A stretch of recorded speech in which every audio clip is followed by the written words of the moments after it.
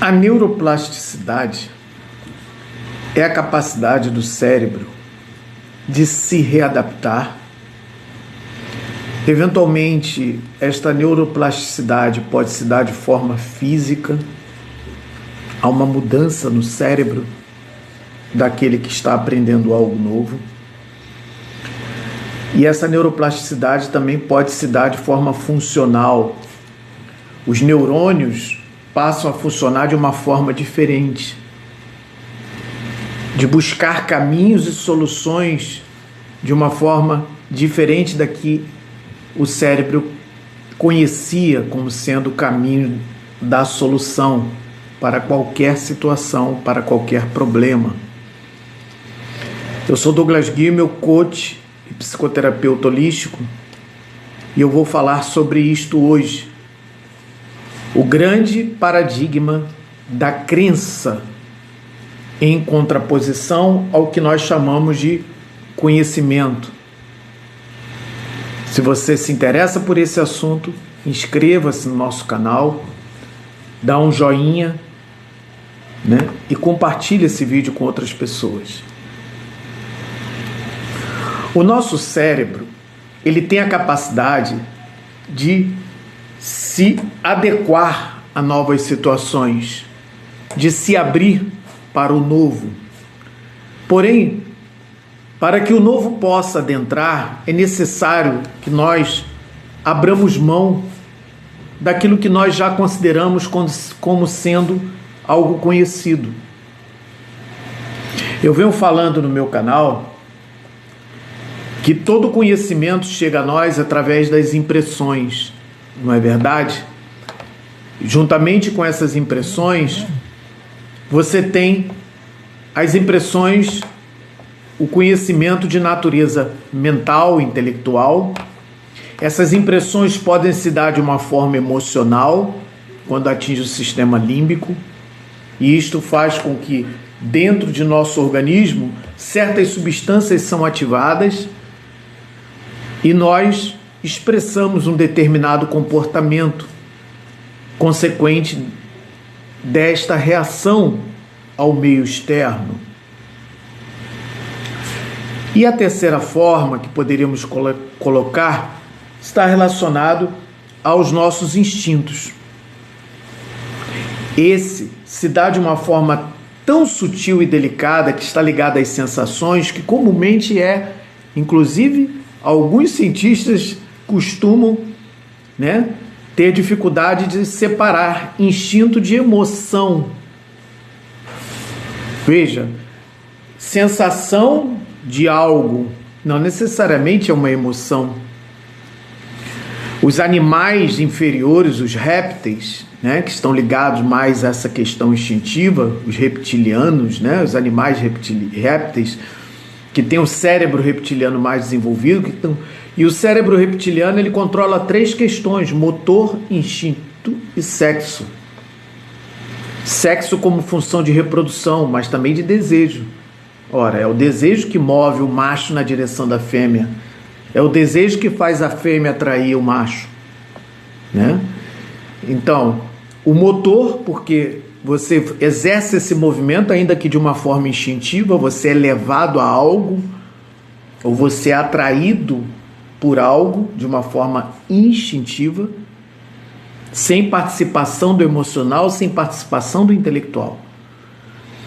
E a questão instintiva em si, Então, esse cérebro, eu chamo de cérebro do poder. Por quê? Porque, de fato, ele está ligado, Ele não está ligado só à fome, ele não está ligado só à reprodução, à preservação da espécie, não está ligado à defesa, à vida, à proteção da vida. Não, ele também está ligado à dominação, poder e individuação, no caso do homem. Dominação, poder e individuação. Esses 3 aspectos já foram observados nas diversas espécies de animais. O leão exerce muito essa questão de dominação, de poder. os primatas, os macacos, têm muito desenvolvido esse instinto de dominação e poder, de delimitação de território, de mostrar quem é o superior. Tanto é que eles têm o hábito de mostrar, né, o falo, né, em ereção, ou de eventualmente rosnar e mostrar os dentes para os seus eventuais oponentes ao poder. Não é isso? E isto está relacionado a uma questão meramente instintiva. E essa herança instintiva, ela vem para o ser humano. Pode até que alguns questionem se isto está relacionado ao darwinismo ou não. Não tem a menor importância. O simples fato de nós, agora metafisicamente falando, de nos relacionarmos com a natureza, nós herdamos da própria natureza tudo isto. Nós somos antenas emissoras e receptoras de frequências. Assim, e através dessas frequências, informações são passadas de geração a geração, de nossos ancestrais, de nossos antepassados, ainda que de uma forma pouco conhecida pela ciência. Você pode observar algumas pessoas, elas têm traços que remetem a arquétipos de alguns animais da natureza. Isso é irrefutável. Você vê isto no zodíaco, na astrologia ocidental, isso é verificado através da astrologia chinesa. Isto é largamente estudado na mitologia egípcia, deuses em formas de animais, e isto também é largamente estudado e muito respeitado entre os hindus.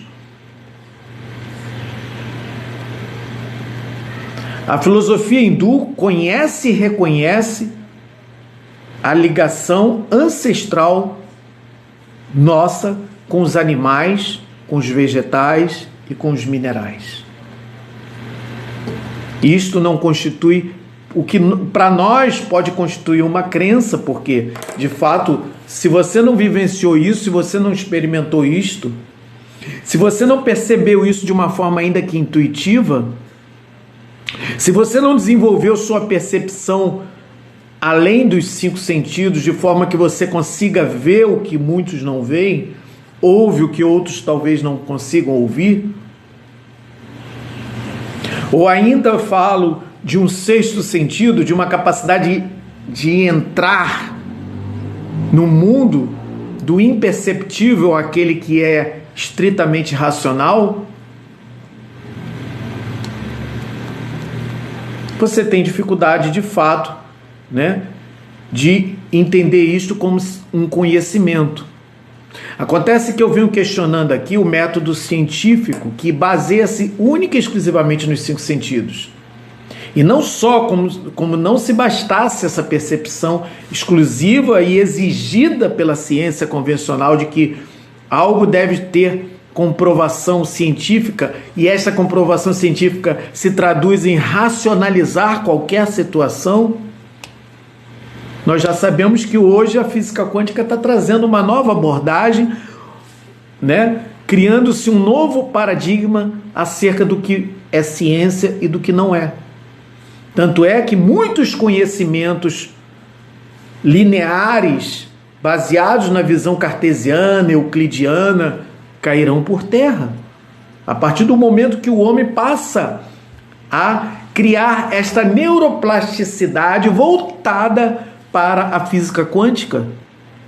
Quando nós enxergarmos o mundo sob uma ótica totalmente diferente da que nós estamos acostumados a enxergar, o homem terá dado um salto quântico no conhecimento. E este salto quântico ele pode ser dado aqui agora para qualquer situação, a partir do momento em que eu considero a possibilidade de não saber, mas de crer. Acreditar em algo é limitar-se ao conhecimento. Só que acreditar gera preguiça, né? Nos coloca numa zona de conforto. Eu prefiro acreditar que algo de bom vai acontecer. E aí eu deixo de fazer aquilo que tem que ser feito, porque eu fico esperando que algo novo aconteça. Isto não funciona nem sequer na lei da atração. Se eu não me colocar numa posição de que algo realmente vai acontecer, e este posicionamento ele tem que se dar intelectualmente, mentalmente, intelectualmente, emocionalmente, e ele tem que se dar também a nível instintivo. Eu tenho que sinestesicamente me revestir de uma postura que facilite este processo. Existem diversos mecanismos dentro do conhecimento holístico que permite com que você se revista dessa postura. Isto pode se dar ativando não só os 5 sentidos, por exemplo, a aromaterapia, a cromoterapia, a aromaterapia, o olfato, a cromoterapia, os olhos, a musicoterapia, os ouvidos, as diversas formas de massagem terapêutico, de toques terapêuticos, o Qigong, por exemplo, e as diversas técnicas, como a EFT ou EFT,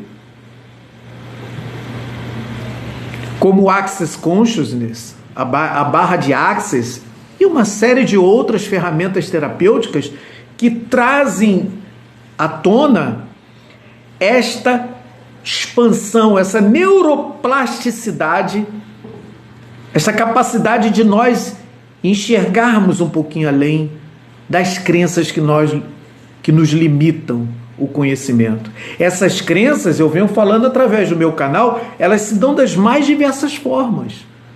Crenças mentais, emocionais e instintivas. O que é uma crença emocional? É uma crença relacionada, né? Ela vai criar dentro de mim, esta crença, um padrão de comportamento relacionado às emoções. Fui conversar com o João e me aborreci, porque o tema era cobrar, né? Uma dívida que o João tem comigo, e criou uma situação desagradável. E se eu não estiver atento, eu passo a deixar de cobrar meus direitos. Se eu levar este evento emocional, deixar com que ele se faça dentro de mim como uma crença de que cobrar alguém é aborrecedor, e eu não desenvolvo um mecanismo de forma a reparar esta situação, ou seja, talvez delegar uma empresa que faça essa cobrança por mim, ou pedir um advogado, pagar um advogado para fazer essa cobrança por mim. Se eu não te criar esse mecanismo, eu passo a o quê? A tomar prejuízo por conta de uma falta de atitude, baseada numa crença que dentro de mim soa como não quero me aborrecer. E por não querer se aborrecer, você toma um prejuízo. Olha como uma crença emocional pode lhe trazer prejuízo. Não quero discutir relação. Como não quer discutir? Você precisa falar com o teu parceiro que esse comportamento está te desagradando. Não, mas eu não quero me aborrecer. Ih, nossa, ele é grosso. E aí você evita de resolver um problema que precisa ser resolvido por uma crença. E eventualmente inconsciente, o que é pior de tudo. Quando você tem consciência, você pelo menos tem a oportunidade de entender que isto está te atrapalhando. Mas quando você não tem consciência, e olha que a maior parte das nossas crenças, não só emocionais como mentais e instintivas, elas são inconscientes. Você passa a ter uma postura que às vezes nem você mesmo sabe por que tem aquela postura. Porque toda vez que você encontra uma pessoa com uma determinada característica, você fica na retaguarda. Nem você às vezes sabe, mas o teu instinto lá atrás, lá no fundo, você tem uma crença instintiva relacionada a pessoas com aquele perfil, com aquele genótipo, com aquela característica física. E aí você vai fazer lá uma TVP, eventualmente, às vezes não tem nem a ver com essa vida, terapia de vidas passadas, você vai verificar que uma pessoa com aquela característica foi um tremendo algoz na sua vida. Às vezes na infância, um pai, um professor, e às vezes você nem se lembra. Aquilo se deu quando você tinha 1, 2 anos de idade, você presenciou teu pai tratando a tua mãe daquele jeito, né? Teu pai se separou, morreu, e você, né? Você encontra uma pessoa com aquela característica, você nem sabe que instintivamente, veja bem, é instintivo, gente, e é inconsciente. Você associou aquela pessoa àquela figura agressiva. E aí você fica com o pé atrás. Essa pessoa é um perigo, representa um perigo. Olha aí o instinto atuando. E as crenças mentais, intelectuais, melhor dizendo, baseado no que o outro disse, baseado no que a ciência disse, e você não comprovou, você simplesmente viu lá um cientista, sabe-se lá se ele não foi contratado para criar uma tese, desenvolver uma tese, e sabe-se lá se mesmo bem intencionado em sua tese, ele não está equivocado, porque o método científico, eu volto a citar aqui, eu conheço o método científico, eu sou pós-graduado, eu tive que apresentar tese na faculdade. Ele pode simplesmente ter uma conclusão equivocada, tanto é que existe antítese.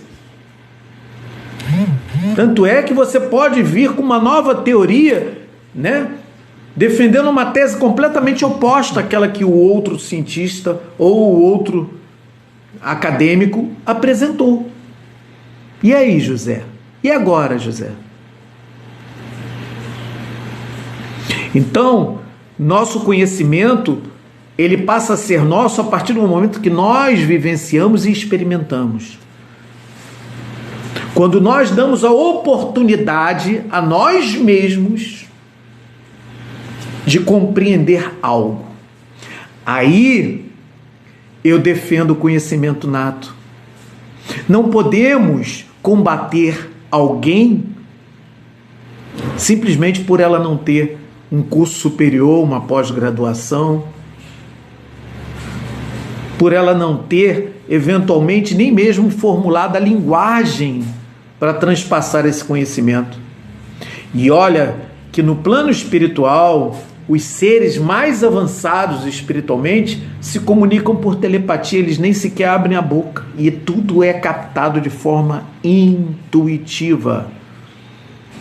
O sexto sentido é fundamental para que você possa compreender qualquer situação fora do intelecto, do emocional e do instinto. E como você faz isso?